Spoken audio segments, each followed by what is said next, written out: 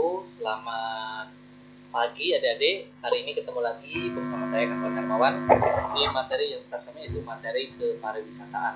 Jadi di materi ini kita sudah memasuki KD 3.2, yaitu menganalisa tentang perjalanan wisata.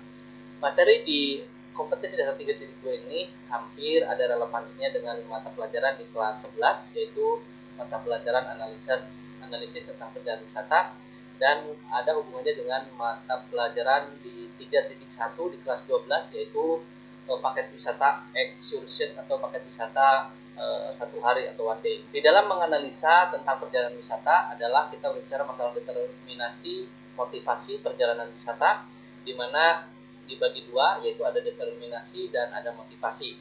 Dan determinasi adalah faktor yang memungkinkan seseorang melakukan perjalanan wisata ke suatu tempat yang bukan tempat tinggalnya. Ya. Misalnya faktornya itu karena dia memiliki biaya atau dia memiliki waktu yang sangat luang, sehingga adanya biaya dan adanya waktu tersebut menjadikan minat untuk melakukan kunjungan wisata. Yang kedua, selain faktor determinasi, juga dipengaruhi oleh motivasi. Nah, motivasi ini berupa dorongan atau faktor yang mendorong seorang untuk melakukan perjalanan wisata. Di antaranya yang pertama ada motivasi fisik, motivasi budaya, interpersonal, dan status sosial. Motivasi yang bersifat fisik yaitu untuk relaksasi, kenyamanan, kesehatan, refreshing dari penat, itu berhubungan dengan yang dibutuhkan oleh fisik atau badan kita. Ya, pengen bersenang-senang, pengen happy-happy, merasakan suasana alam dan lain sebagainya. Yang kedua adalah motivasi budaya. Motivasi budaya ini adalah mempelajari tentang kebudayaan daerah setempat, yang pengen menggali, mempelajari, mendalami, dan karena ketertarikan oleh kebudayaan setempat. Dan yang ketiga adalah motivasi interpersonal, yaitu adalah untuk mengaktualisasikan diri, ya, mencari kenyamanan, pengen lepas dari rutinitas keseharian dan lain sebagainya. Dan yang ketiga adalah motivasi status sosial, yang terakhir, yang keempat. Jadi motivasi status sosial ini biasanya orang yang pernah mengunjungi sebuah destinasi ini memiliki kebanggaan karena termasuk golongan orang yang mampu untuk melakukan perjalanan wisata.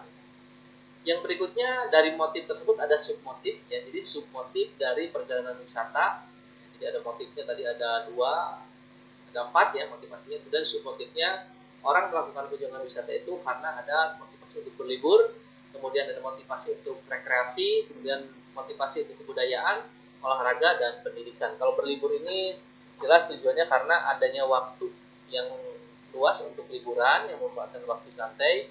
Kalau rekreasi memang tujuannya untuk refreshing, ya, merefresh dari kepenatan yang ada. Kalau kebudayaan untuk mempelajari kebudayaan. Kalau olahraga ini biasanya ada 2 jenis. Yang satu itu biasanya berhubungan dengan atlet, yang kedua sebagai penonton. Jadi perjalanan olahraga itu ada yang memang untuk mengikuti pertandingan olahragaan, ada yang memang untuk menonton pertandingan olahraga. Jadi ada 2 jenis. Dan motivasi pendidikan, jadi perjalanan tersebut dimaksudkan untuk mendapatkan ilmu pengetahuan baru atau pengalaman baru yang berhubungan dengan pendidikan. Kemudian jenis-jenis wisata, ya, ada wisata alam. Jadi wisata alam ini adalah wisata yang terbentuk karena adanya alam, ya. Kemudian wisata budaya, jadi wisata hasil karya cipta rasa dari manusia.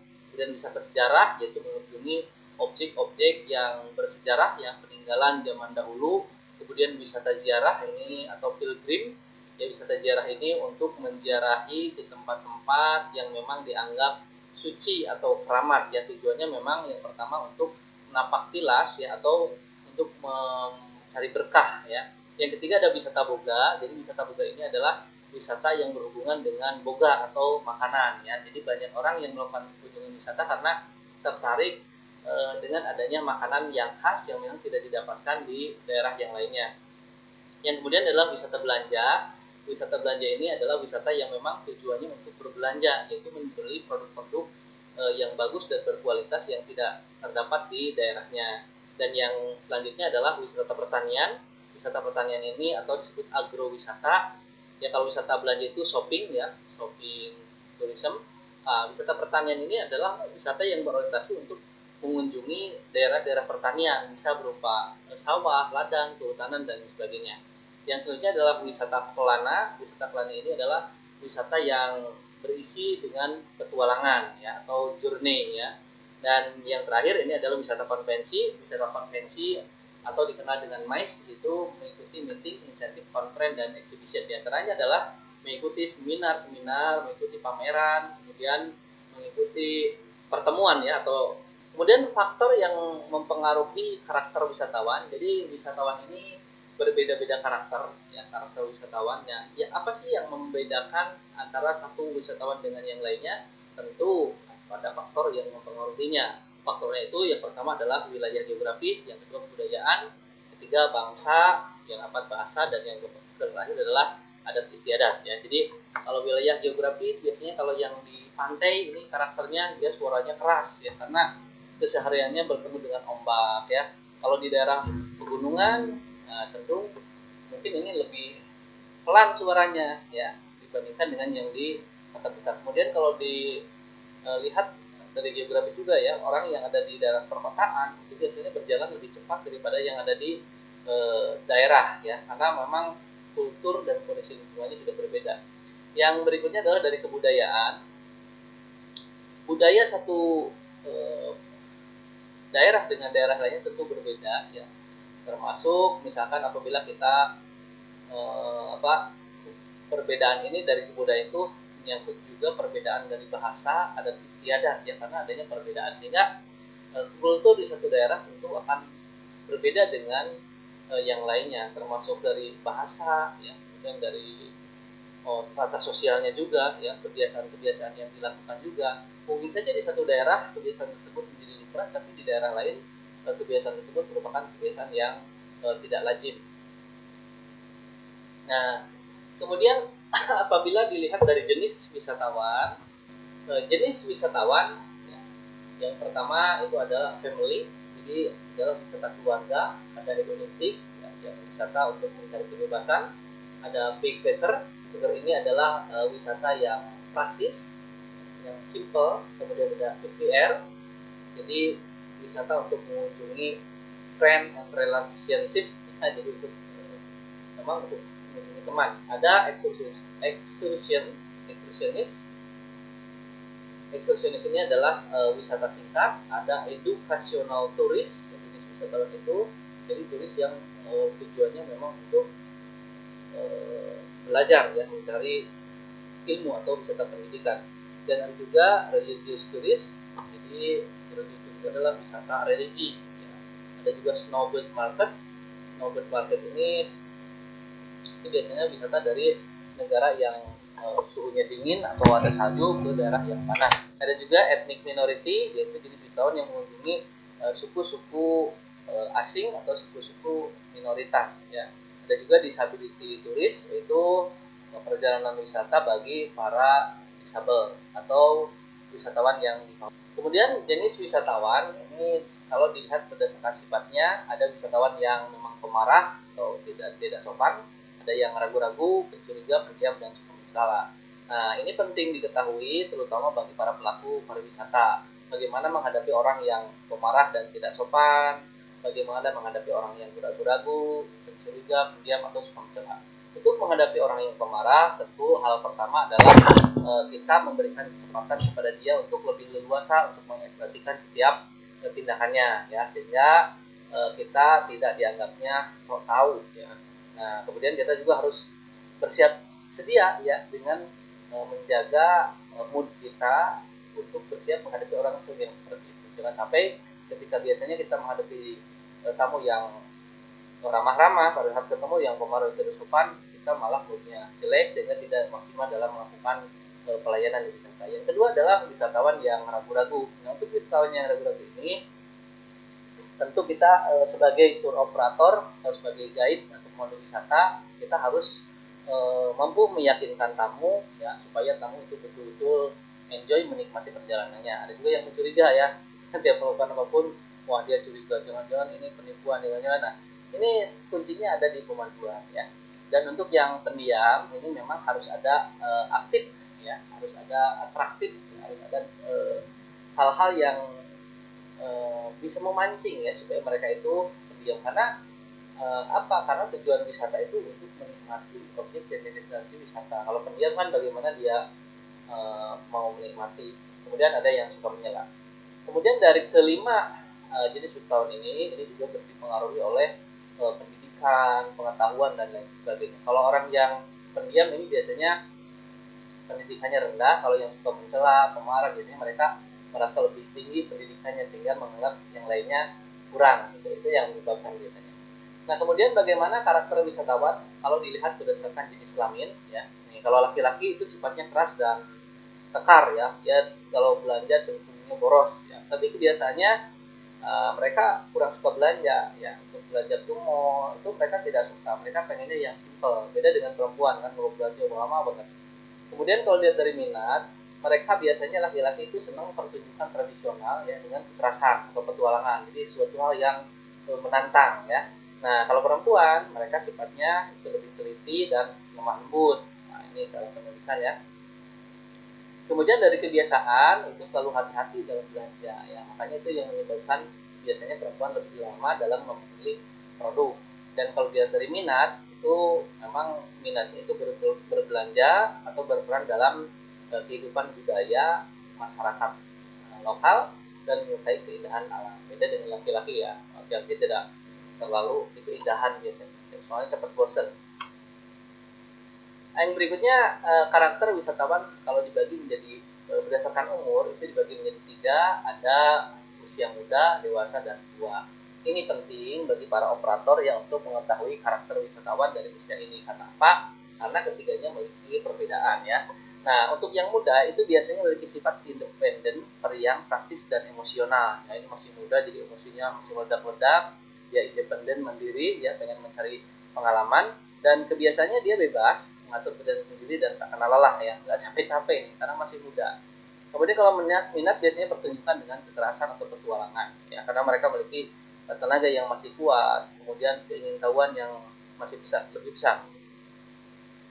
Kemudian yang kedua adalah wisatawan usia dewasa ya, dia secara sifat itu lebih dewasa, matang, dan tak suka diatur ya, karena memang mungkin merasa lebih tahu ya. Kemudian biasanya kebiasaannya itu belanja, berkeluarga, banyak pertimbangan ya, karena usia dewasa ini kebanyakan yang berwisata itu biasanya keluarga dan mereka sudah menikah, sehingga mereka lebih banyak pertimbangannya bawa anak dengan istri ya dan lain sebagainya, sehingga ketika pengeluaran pun mereka betul-betul akan menghitung gitu kan, supaya uang yang ada itu bisa cukup untuk memenuhi selama perjalanan. Dan minatnya itu belanja, kemudian menyukai keindahan alam ya, mereka berbelanja karena biasanya membawa buah tangan atau oleh-oleh. Beda kalau dengan yang muda ya, yang muda-muda itu kadang-kadang tidak suka untuk berbelanja. Dan yang ketiga adalah karakter wisatawan berdasarkan umur, yang usia tua ya, sifatnya biasanya cerewet, susah diatur ya, karena mereka pengalamannya lebih tinggi, dan mungkin kita yang melakukan pemanduan yang mendampinginya mungkin lebih muda gitu kan. Makanya di sini harus hati-hati ya, harus betul-betul memahami bagaimana peran seorang pemandu. Kemudian kebiasaannya itu suka menasihati dan minta dihargai ya, karena memang mereka merasa ya secara usia pengalaman mungkin mereka lebih banyak. Kemudian minatnya biasanya mencari yang bisa dipelajari ya, kerjanya singkat yang tidak terlalu lama karena faktor usia tadi. Nah, kemudian karakter wisatawan berdasarkan pendidikan dan pendapatan ini dibagi 2, ada pendapatan rendah dan menengah atau tinggi ya. Untuk yang pendapatan rendah biasanya sifatnya itu pasif dan mudah diatur, pendiam. Nah, mungkin pasif karena nggak ada uang gitu kan, mudah diatur karena memang takut kalau menyalahi aturan dari mana harus membiayai ya. Mereka pendiam karena memang ada ketakutan biasanya. Kemudian dari segi kebiasaan itu tidak menonjol ya, tidak menonjolkan keperluan pribadi ya, jadi mengikuti yang sudah ada saja. Kemudian kurang berinteraksi dengan orang setempat ya, kurang mampu mengatasi keadaan darurat gitu. Nah, kenapa kurang berinteraksi dengan orang setempat? Karena biasanya yang penghasilan rendah ini takut kalau terjadi interaksi, misalkan malah dia harus membeli produk atau malah terkena bujukan atau rayuan, itu mereka tidak siap secara finansial dan kurang mampu mengatasi keadaan darurat ya, karena kurang mampunya mereka tidak mampu mengambil inisiatif untuk tindakan, karena setiap tindakan pasti memiliki resiko yang berhubungan dengan finansial. Yang kedua adalah wisatawan yang berpenghasilan menengah tinggi itu sifatnya dia lebih sosial ya, fleksibel, kemudian sulit ditangani ya. Nah, karena mereka merasa apabila terjadi sesuatu ya mereka bisa pulang sendiri. Saya punya duit sendiri kok. Nah, fleksibel di sini kadang-kadang tentang waktu mereka mampu extend untuk memperpanjang. Kalau yang di atas yang penghasilan rendah mereka mengikuti jadwal yang sudah ada.